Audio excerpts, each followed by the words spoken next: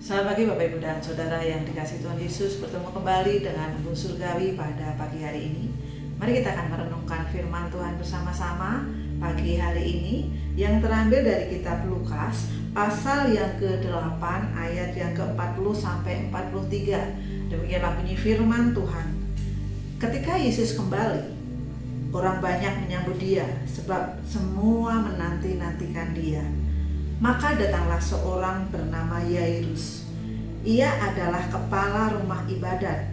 Sambil tersungkur di depan kaki Yesus, ia memohon kepadanya supaya Yesus datang ke rumahnya. Karena anaknya perempuan yang satu-satunya yang berumur kira-kira 12 tahun hampir mati. Dalam perjalanan ke situ didesak-desak orang banyak. Bapak, Ibu, dan Saudara yang dikasihi Tuhan, kondisi anak Yairus pada waktu itu sakit keras, seperti yang diceritakan di dalam ayat yang kita baca pada pagi hari ini, ya, bahkan hampir mati. Nah, kita melihat ya, bagi orang tua melihat anaknya sakit, melihat anaknya menderita, tentu membuat kekhawatiran tersendiri, atau membuat merasa orang tua itu harus melakukan sesuatu untuk kesembuhan anaknya. Apalagi kalau kita melihat pada cerita pada pagi hari ini, putri Yairus itu hanya satu, anaknya satu, ya, dialah anak satu-satunya yang berumur 12 tahun pada waktu itu. Nah, tentu papahnya ini, Pak Yairus ini, ya, seorang pemimpin rumah ibadat ini, ya, dia nggak mau ambil resiko dengan cara membiarkan atau ada pembiaran, ya, karena waktu itu ketika Tuhan Yesus bersama murid-muridnya sedang dikerumunin banyak orang, ya, karena apa? Mereka merindukan mukjizat, mereka merindukan kuasa, keajaiban, ya, terjadi di dalam kehidupan mereka, sehingga ketika Tuhan Yesus menyembuhkan, banyak sekali orang-orang yang berbondong-bondong untuk mengikuti Tuhan Yesus dan ingin bertemu Tuhan Yesus. Sehingga apa? Tidak mudah, ya, untuk dekat dengan Tuhan Yesus, tidak mudah untuk ngobrol dengan Yesus pada waktu itu, ya. Mungkin pada waktu itu Yesus sedang viral, ya, karena apa? Karena kedahsyatan, karena keajaiban, karena hal-hal yang dibuat dan itu menggemparkan banyak orang. Bapak, Ibu, dan Saudara yang dikasihi Tuhan, Pak Yairus dengan sungguh-sungguh, dan saya pikir mungkin dia melakukan perjalanan yang tidak dekat, ya, mungkin jauh, apalagi di tengah kerumunan banyak, ya, dia sengaja ingin menjumpai Tuhan Yesus. Sehingga di ayat yang yang kita baca tadi dikatakan,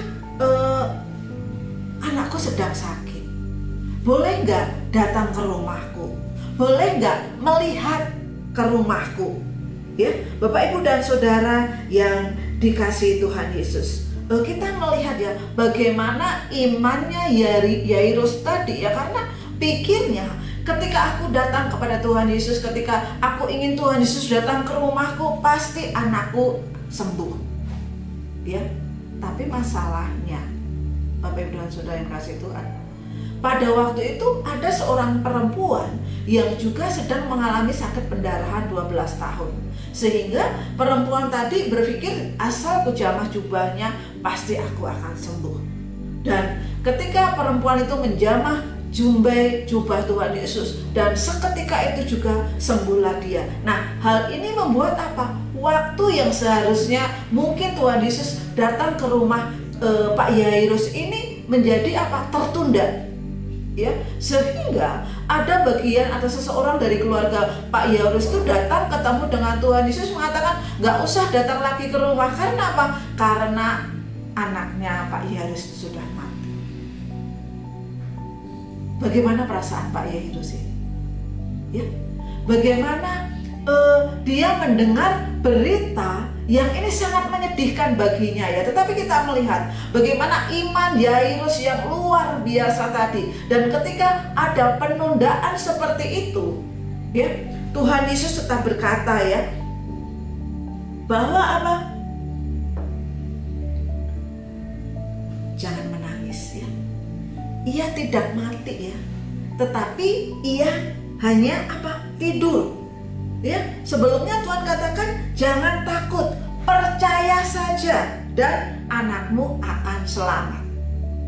Bapak, Ibu, dan Saudara yang dikasihi Tuhan, imannya Yairus itu yang membuat Tuhan Yesus mengerti dan tahu sehingga mengatakan percaya saja. Ya, percaya saja bahwa anakmu akan selamat. Ya, jangan takut, percaya saja. Bapak, Ibu, dan Saudara yang dikasihi Tuhan Yesus. Ya, saya nggak tahu permasalahan apa yang terjadi di dalam kehidupan kita pada hari ini ya. Tetapi bagaimana dengan kita ya? Ketika kita mengalami situasi yang serupa dengan Yairus ini, ya, apakah kita tetap beriman seperti Yairus? Ya, apakah kita mencari solusi-solusi yang lain? Bapak, Ibu, dan Saudara yang dikasihi Tuhan Yesus, di ayat yang kita baca tadi, ayat 41, maka datanglah seorang yang bernama Yairus. Ia adalah kepala rumah ibadat. Sambil tersungkur di depan kaki Yesus, ia memohon kepadanya. Inilah iman Yairus. Ketika kita mengalami mungkin di situasi seperti Yairus ini, apakah kita mau tersungkur datang kepada Tuhan Yesus, percaya dan tidak takut? Biarlah pagi hari ini firman ini memberikan kekuatan kepada kita. Ketika mungkin kita di dalam situasi-situasi yang tidak mengenakan, ya, mari kita datang kepada Tuhan Yesus. Mari kita tersungkur di kakinya. Mari kita percaya kepada Dia bahwa Allah lah yang menjadi sumber hidup dan kehidupan kita. Selamat pagi, Tuhan Yesus memberkati.